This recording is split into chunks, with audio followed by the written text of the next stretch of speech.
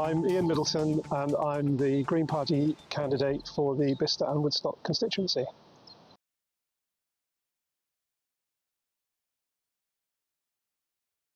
Well, our main priorities in this election are the NHS and social care, affordable housing, the availability of affordable housing, water quality, which I think is a big issue, especially with recent events in mind. We're also very concerned about the cost of living crisis that we've all just been through. And of course, last and not least will be the climate and the environment, because that's obviously a key issue for the Green Party, is essentially what it says on the tin.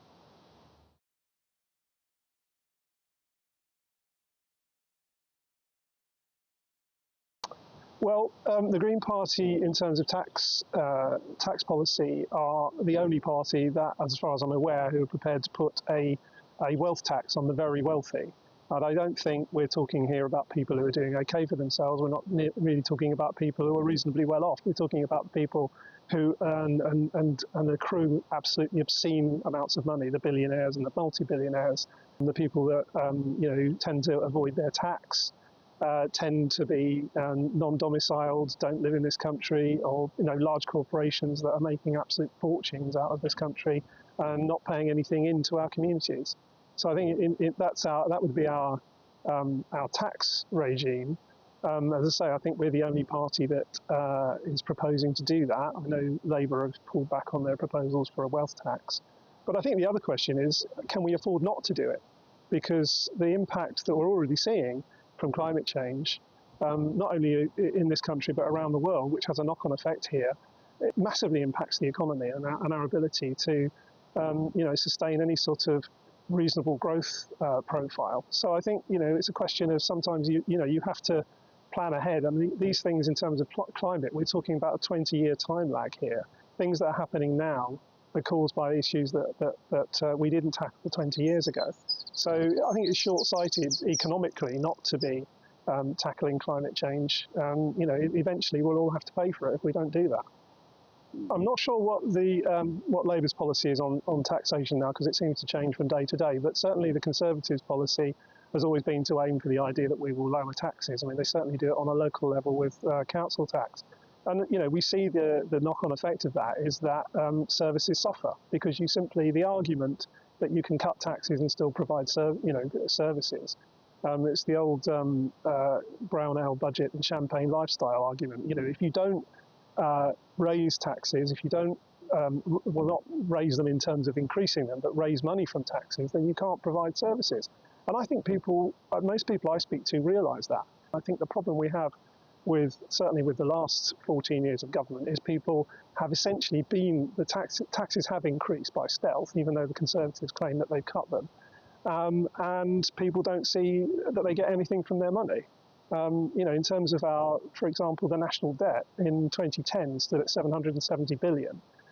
We were told all the way through austerity that it was all about paying down the debt. We're now standing in 2014 with the national debt running at something like 2.7 trillion. So I think the Conservatives' economic model has been shown to be completely bust.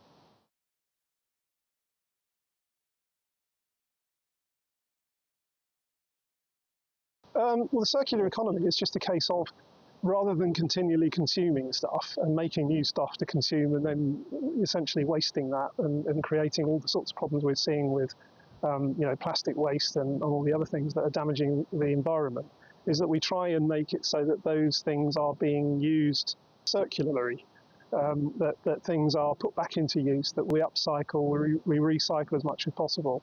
And I think that's been, we're all getting used to the idea now of doing more recycling, reusing things that rather than just making new things and throwing them away. I think we just can't continue to do that, because we've got finite resources for making things, and we've got finite environment for dealing with the waste from those things. So I think we have to take that on board, and I think that's certainly something that most people seem to appreciate now.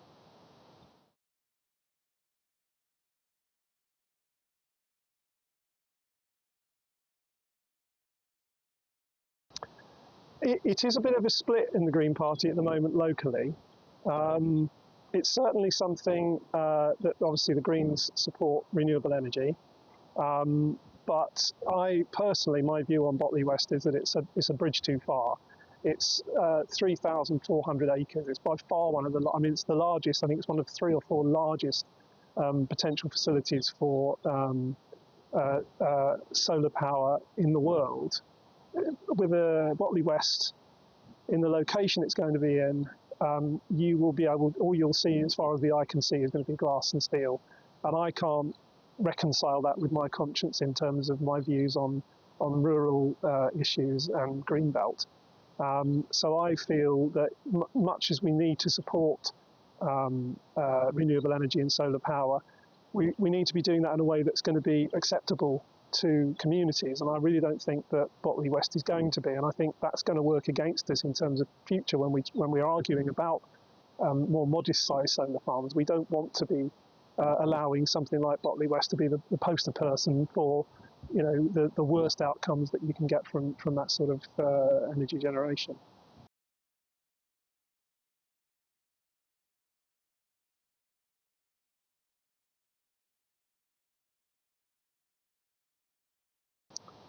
That's another one that's actually a split in the Green Party. I mean, obviously nuclear power, old-style nuclear power has got a bit of a bad reputation, and it does produce waste, and we have to do something with that. I've been quite interested in the idea of small modular reactors, which could be something like the size of a small industrial building, and if done right, can actually provide enough power to service sort of 200,000 homes or an entire city. But I'm also quite interested in thorium reactors, which actually use nuclear waste as a fuel. So it's a good way of dealing with that, and they're also very safe. But I appreciate nuclear power has got a bad rap. The other advantage with small scale nuclear is that it doesn't allow you. It's not there to create weapons grade nuclear material, which I personally am opposed to nuclear weapons, and the Green Party are opposed to nuclear weapons. So I think if we're doing it as a bridging fuel, I guess, until we get to the point where we have much more renewable energy on stream. We've dealt with battery technology, storage technology is coming on all the time. Who would have believed 20 years ago that we can drive around in electric cars that got 300 or 400 mile range? Once we've got on top of battery storage, I think we could probably be in a position to phase out nuclear and go entirely renewable.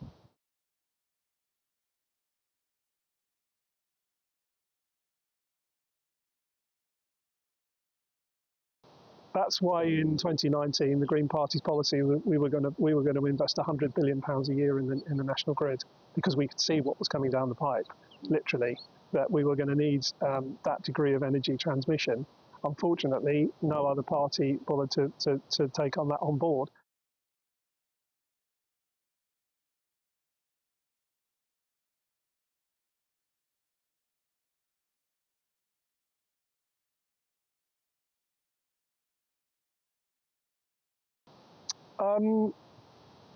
It caused some consternation, particularly in West Oxfordshire, where I guess the Lib Dems were slightly more aggressive than we would have liked in terms of seats that they went for.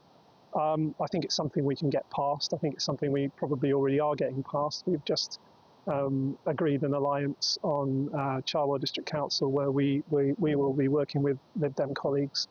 So I think both sides see the advantages, and both sides see the benefits to each other. And I think those, we've always said in the past, there's more that unites us than divides us.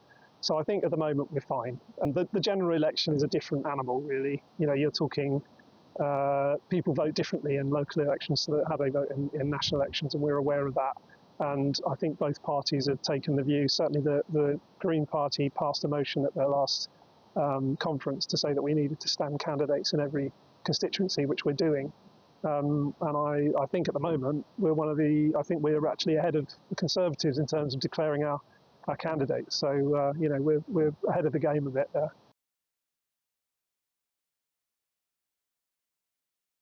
I think so, yeah. I mean, we have to be realistic. I mean, I know I'm not going to wake up on the day after the election on July the 5th to a Green government, but we certainly know we are certainly targeting for principal seats and hoping that we might get some others. But we do know that, and we've seen it in the past, that having Green MPs and having Greens at any level in power, I mean, for example, in Oxfordshire in 2018, we had 2 Green councillors. We've now got 31. Oxfordshire was entirely Conservative run in 2018. It's now, there isn't a single Conservative controlled council. And I think a lot of that has to do with the influence that the Greens put, not just in our own right, but also on other parties. And I think we changed the narrative, and I think that's an important reason for people to vote Green.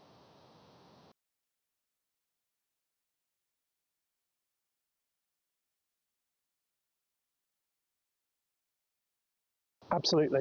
I mean, that is one of the things that we share very, very avidly with the Liberal Democrats, that, you know, we need a properly representative democratic system, and the idea that we will keep swinging backwards and forward from Labour and the Conservatives. You know, I've said the Green Party slogan for this campaign is real hope and real change, and I know that Labour is saying change, but it's usually change for a few years and then it will be changed back again. We need a range of views across all of the different political persuasions. I mean, it was one of the only things I ever agreed with UKIP about. They supported PR as well for the same sort of reasons. And people said to me at the time, well, that means you'll get UKIP MPs. And I said, well, fine, let's see how they do. You know, we can't have a political system where we only advocate a system that will elect people we agree with. You know, we have to be, you know, there has to be a lively debate in government. And I think one thing that worries me about this election is the prediction that Labour are going to have such a massive majority that they can essentially do anything. The system is there. It's then down to the various political parties and the candidates to argue their case and work hard and you know, persuade people what they stand for is something that works for the people that are electing them. Unfortunately, you know, the fact that there are some extreme examples of people getting into power as a result of PR isn't a reason to not back PR, I don't think.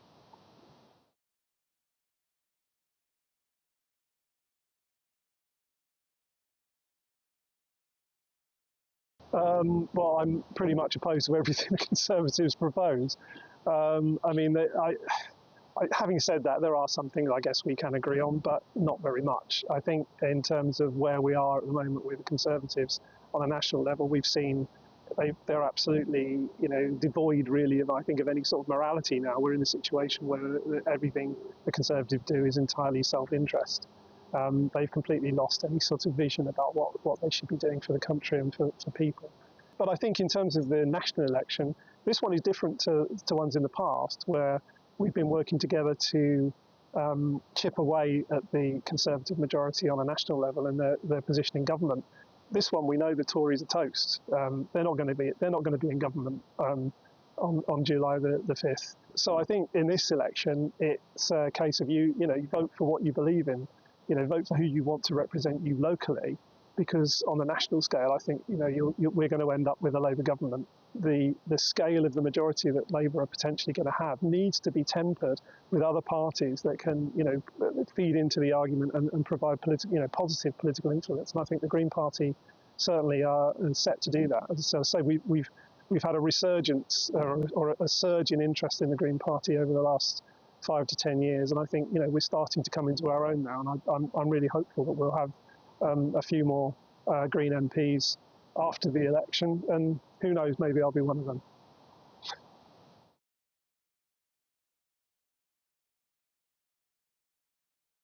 I don't really, but I think as I've been a local councillor for the last 5 years.